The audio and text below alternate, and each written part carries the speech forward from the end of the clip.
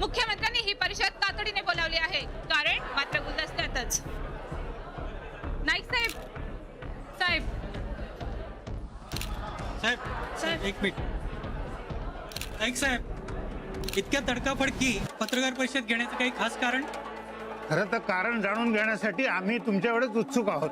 तुम्ही पक्षातील महत्वाचे नेते, तुम्हाला माहिती नाही असं कसं होईल?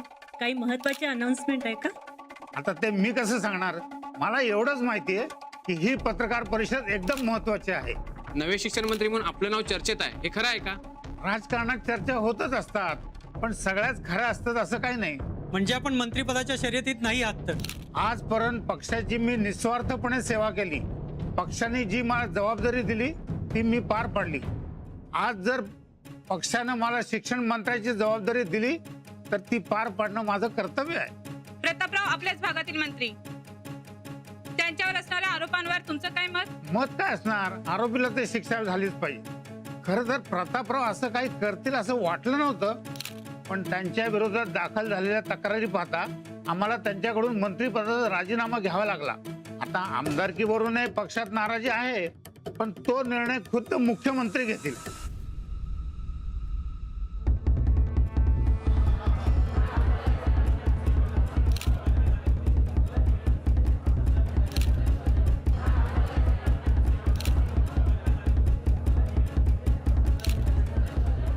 नमस्कार.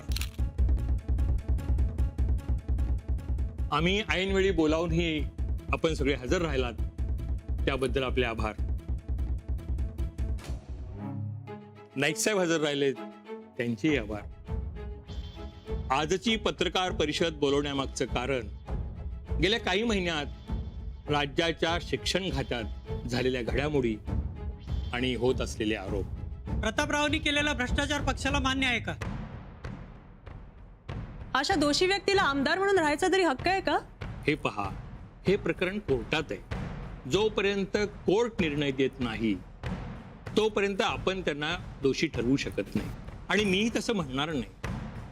आपण शिक्षण मंत्री पदाचं काय, असं किती दिवस रिकामे ठेवणार आहात आपण? नवीन शिक्षण मंत्री जाहीर करण्यासाठीच आजची पत्रकार परिषद बोलवली आहे. प्रतापराव गायकवाड हे अजूनही आमदार आणि पक्षाचे सदस्य आहेत, पण त्यांच्यावर झालेले आरोप पाहता त्यांना पक्षातून बेदखल करावं अशी जनतेची आणि कार्यकर्त्यांची मागणी आहे. जोपर्यंत कोर्ट प्रतापरावांना दोषी ठरवत नाही तोपर्यंत आम्ही त्यांना पक्षातून बडतर्फ करणार नाही. प्रतापराव गायकवाडांनी स्वतःहून राजीनामा सादर केला होता आणि तो आम्ही स्वीकारलाय. मग आता राज्याचे नवीन शिक्षण मंत्री कोण? ते जाहीर करण्यासाठीच आजची पत्रकार परिषद बोलावली आहे. साहेब, कोण होणार शिक्षण मंत्री? आपल्या राज्याचे नवीन शिक्षण मंत्री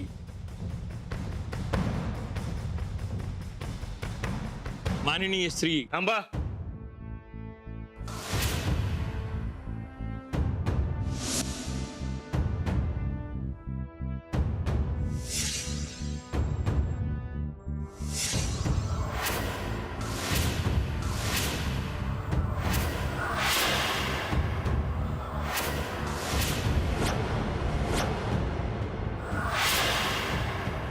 थांबा मुख्यमंत्री साहेब, नाव जाहीर करण्याआधी ती व्यक्ती त्या लायक आहे का नाही हे बघायला पाहिजे.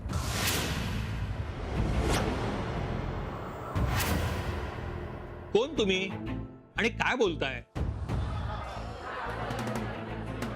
मी रणविजय प्रतापराव गायकवाड, राहणार दौलतवाडी, जिल्हा कोल्हापूर.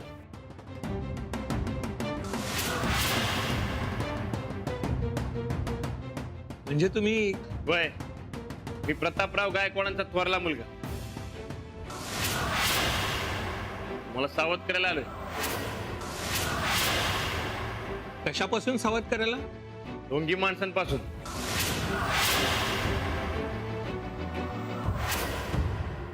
कोण बोलतंय बघा. यांचे वडील कित्येक दिवस पत्रकारांपासून लपून बसलेत आणि आता ढोंगी कोण हे दाखवायला मुलाला झाडलंय. हो नाईक साहेब, तोंड सांभाळून बोलायचं काय?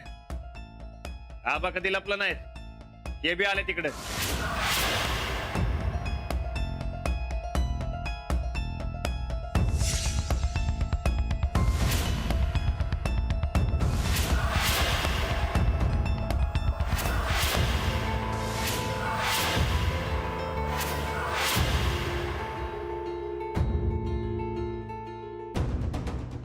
अरे वा प्रतापराव, बरं झालं आलात.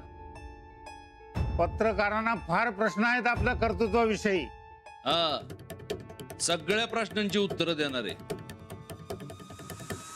त्यासाठी तर आलोय आम्ही.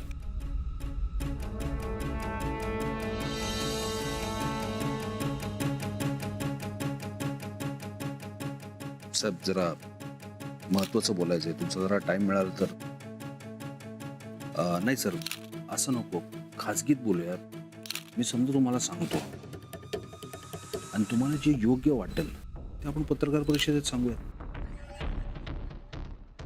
चालू पत्रकार परिषद आहे प्रतापराव. तुम्हाला जे काय बोलायचं सांगायचं असेल ते पत्रकार परिषद झाल्यावर बोला. सर, विषय खूप महत्वाचा आहे. सध्या राज्याच्या शिक्षण मंत्री पदाचा प्रश्न महत्वाचा आहे, तुमचा नंतर. त्या मंत्री पदाबाबतच मला बोलायचं आहे. चुकीची व्यक्ती निवडली जाऊ नये हेच मला सांगायचं आहे. चुकीची म्हणजे सरळ सरळ बोला. हातात अफरातफर केली, आता बोलण्यात करू नका. आबांनी कुणाचा 1 रुपयाही खाल्लेला नाही आणि त्यांनी कुठलीही अफरातफर केली नाहीये हेच सांगायचंय आम्हाला. घ्या, अख्खी फॅमिली आली इथं फॅमिली ड्रामा करायला. प्रतापरावाने अफरातफर केली का नाही हे कोर्ट ठरवेल. स्वतः मुख्यमंत्री आता म्हणालेत. आता महत्वाची पत्रकार परिषद आहे. तुम्ही तुमचं रडगाणं सुरू करू नका. रडगाणं नाही, सत्य म्हणा. अहो कसलं सत्य? प्रतापराव, जे सत्य आहे ते जनतेसमोर आलंच पाहिजे. बोला तुम्ही. सर, पण प्रतापराव बोला.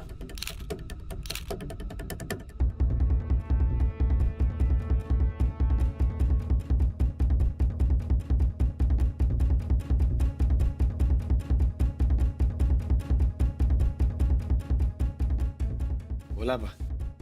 आमच्यावर पैसे खाल्ल्याचा आरोप झाला, आम्ही गप राहिलो. मंत्रिपदाचा राजीनामा मागितला, आम्ही गप दिला. आमदारकीचा राजीनामा घेऊन पक्षातून बडतर्फ करायच्या हालचाली सुरू झाल्या, तरी आम्ही गप राहिलो. पण आज नाही. आम्हाला ना मंत्रिपदाची हौस ना आमदारकीची. जनतेची सेवा करायला कुठल्या पदावर असलं पाहिजे असं काय नाही, पण त्या पदावर चुकीची घोटाळेबाज व्यक्ती बसणार असेल तर गप कसं बसता येईल?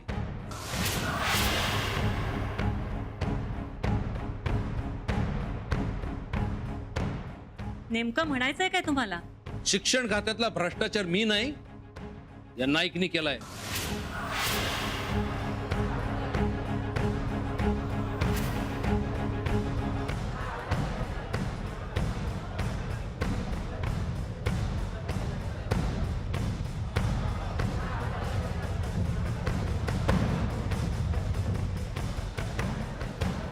गायकवाड, जिभेला लगाम द्या. भलते सलते आरोप खपून घेणार नाही मी. फलते सलते आरोप नाही, तुम्ही फलते सलती कामं केली ते सांगतोय. मी? स्वतःचा भ्रष्टाचार माझ्या माती मारू नका. पोलीस स्टेशनला आलेल्या तक्रारी, कोर्टातली केस, इथं जमलेल्या सगळ्या पत्रकारांना माहिती आहे प्रकरण. तुमच्या सहीची लिस्ट अजूनही आहे मंत्रालयात. सही? एका सहीच्या जोरावर लय मोठी मजल मारलीत नाईक साहेब.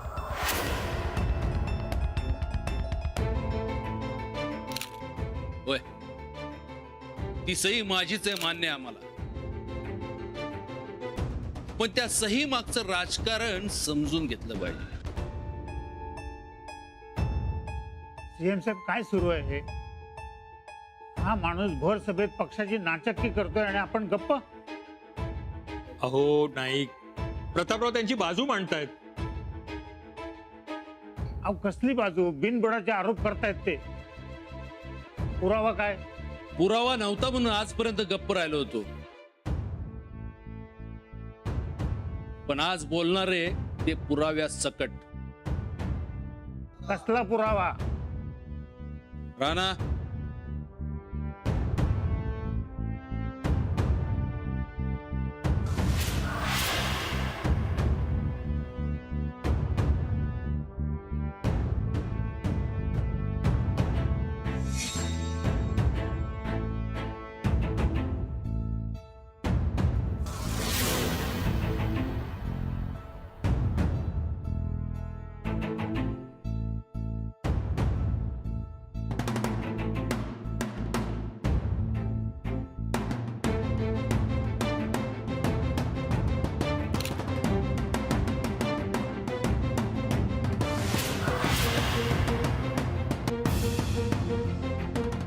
हे जोंधळे आमचे पीए, यांच्यामुळे आमच्या कामाचा भार हलका व्हायचा.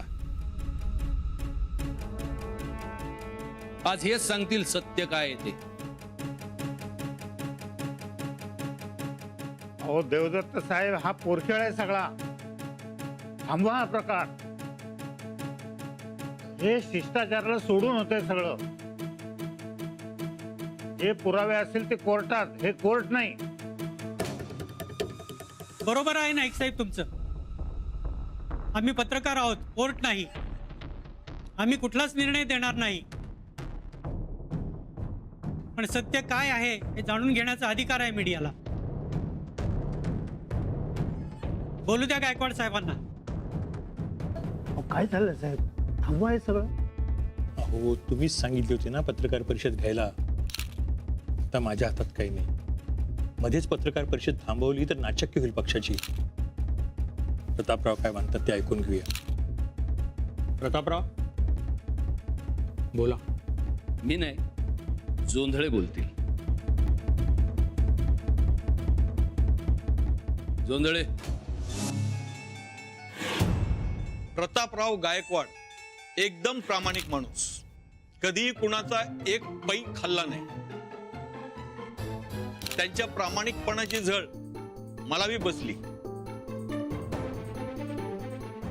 एका मंत्र्याचा पीए असून देखील वर कमायला काही चान्स नव्हता. त्यात मग नाईक साहेबांची भेट झाली. मग त्यांनी सांगितल्याप्रमाणे मी काम करायला लागलो. पैसे बी मिळू लागले. मी ओळखत नाही या माणसाला. साफ खोटं बोलतोय. काय पुरावा आहे तुमच्याकडं? एक मिनिट साहेब.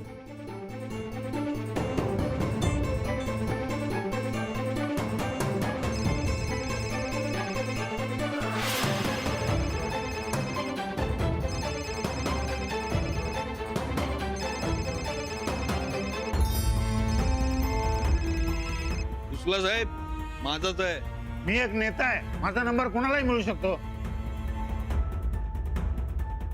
तुम्ही डिलीट केली असेल तर माहित नाही, पण माझ्या मोबाईल मध्ये साहेबांसंगत बोललेल्याची हिस्ट्री सेव्ह आहे. तुम्ही बघू शकता. ते पाहू. पण तुम्ही शिक्षक भरती घोटाळ्याबाबत सांगत होता. हा, तर मला नाईक साहेब भेटले. ते म्हणले पैसे मिळवण्याचा एक मार्ग आहे. मग त्यांनी जसं सांगितलं तसं मी हुशारी दाखवून गायकवाड साहेबांकडनं रिजेक्ट केलेल्या लिस्टवर सही घेतली. नाईक साहेबांची वट प्रशासकीय कार्यालयात पण असल्यानं लिस्ट जाहीर होणार ही गॅरंटी होती. पण नेमका नवा अधिकारी आला आणि लिस्ट रिजेक्ट झाली. आणि मग पुढचं सगळं माहितीच आहे तुम्हाला. टोटल 25 करोडचा घोटाळा झाला.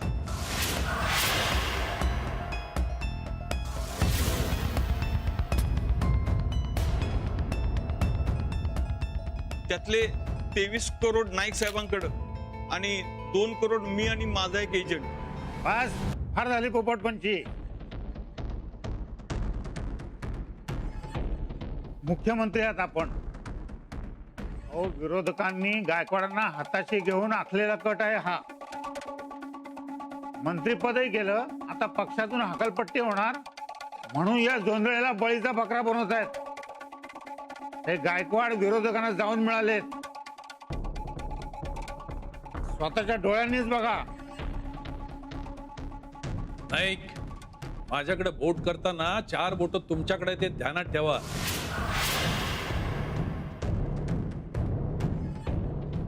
विरोधाला विरोध असलं घाणेरडं राजकारण करण्यातले नाहीयेत प्रतापराव. हा, ते माझे युवाई आहे, पण आज मी इथं उभा आहे एक प्रामाणिक आणि सच्च्या माणसाला पाठिंबा देण्यासाठी. असलं घाणेरडं राजकारण इथं आणू नका, कळलं? हेच सांगायचं आम्हाला. यांची मुलगी गायकवाडांची सून आहे. आपल्या मुलीचं घर वाचावं म्हणून उत्तमराव खेळी करतायत. हा जोंधळे उत्तमरावांचा मेहुणा. सगळे पै पाहुणे मिळून माझ्यावर आरोप करतायत. एक काय ते ठरवा नाही. नेमकं काय म्हणायचंय तुम्हाला?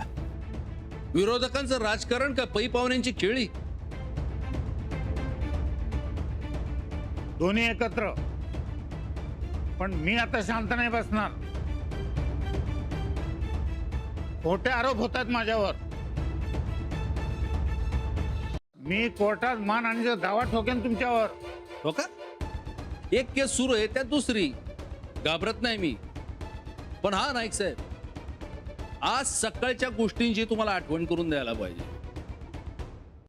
जोंधळे, सकाळी मी नाईक साहेबांची गाठ घ्यायला गेलो तर मला म्हणले काळजी करू नको. आज मी शिक्षण मंत्री झाल्यावर गायकवाड साहेबांच्यावर खोट्या चौकशा. बस, हे अति झालं. ही माणसं तोंडाला येईल ते बोलतायत आणि तुम्ही ऐकून घेताय सगळे. ठीक आहे, आमच्या सांगण्यावर विश्वास नसेल तर तुमच्या तोंडून ऐकू. ऐका. सूरज,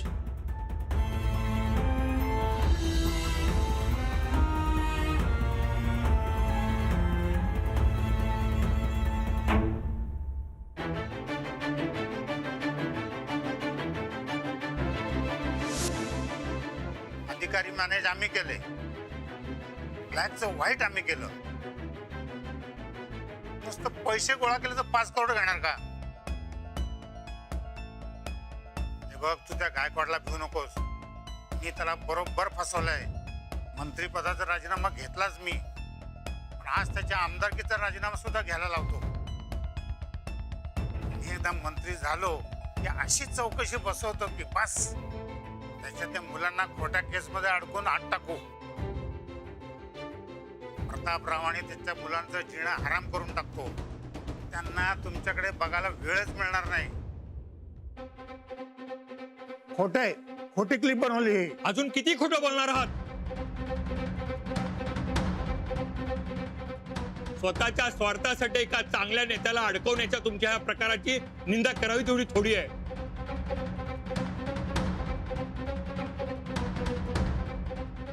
हो, जनता आपल्याला निवडून देते ते समाज कामासाठी.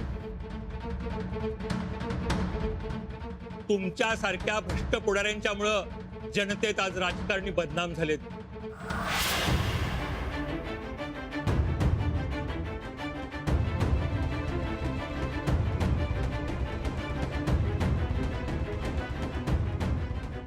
ही क्लिप खोटी आहे.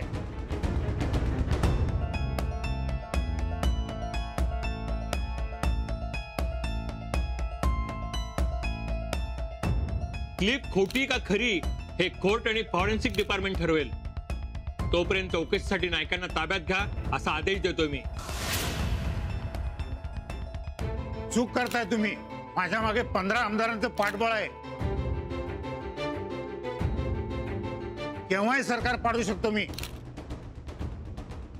तुम्ही आता स्वतःला कसं वाचवायचं ते बघा. घेऊन जा रे ना. साहेब, मला माफ करा साहेब. लय मोठा गुन्हा केलाय मी. खाल्ल्या मिठाला जागलो नाही मी साहेब. माफीचा साक्षीदार म्हणून कोर्ट माफ करल ना करल, दिलेली सजा मी भोगतो साहेब. पण माझी एक विनंती आहे साहेब, मी तुमचा गुन्हा केलाय, तुम्ही मला माफ करा साहेब. नाही जोंधळे, तुम्ही आमच्या बाबतीत काही केलं असतं तर आम्ही माफ केलं असतं. पण तुम्ही तुमच्या कामाशी गद्दारी केली. अहो, तुमच्यामुळे एका तरुणाचा जीव जाता जाता राहिलाय. गोरगरिबांच्या कष्टाने मिळवलेल्या पैशावर डल्ला मारलाय तुम्ही. माफी मागायची तर जनतेची मागा. आम्ही माफ करणारे कोण? जा घेऊन याला.